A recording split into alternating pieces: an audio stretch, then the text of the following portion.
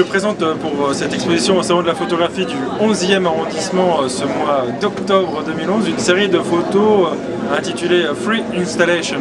Et donc c'est une série de photos dans laquelle en fait j'ai essayé de trouver, de regarder dans des bâtiments ou à l'extérieur dans les rues des choses qui ressemblaient à ce qu'on pouvait trouver dans les lieux d'exposition.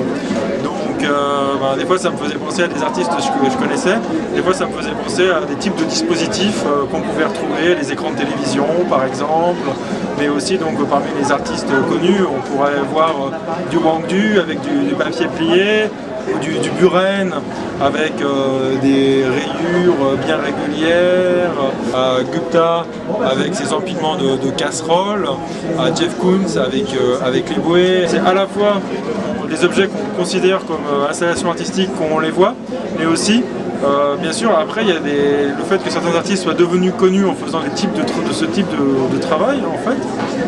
Après qu'on voit des choses naturelles, on les prend pour des installations artistiques, ou du moins on voit tout de suite la référence à l'artiste. Donc là, l'œuvre d'art prend le dessus, en quelque sorte, de l'objet naturel. Donc il y a à la fois les deux regards.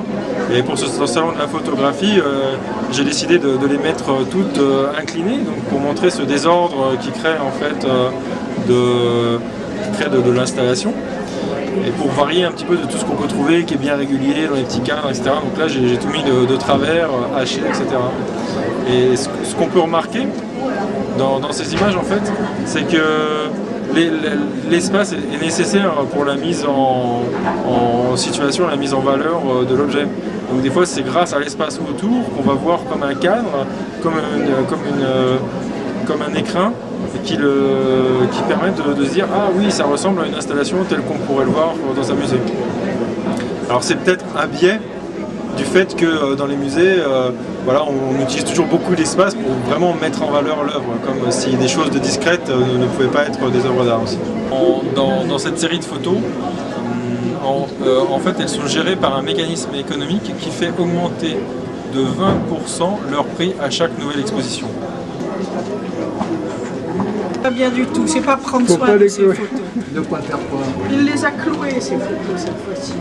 La dernière fois il les avait collées comme ça. Ah oui, c'est les photos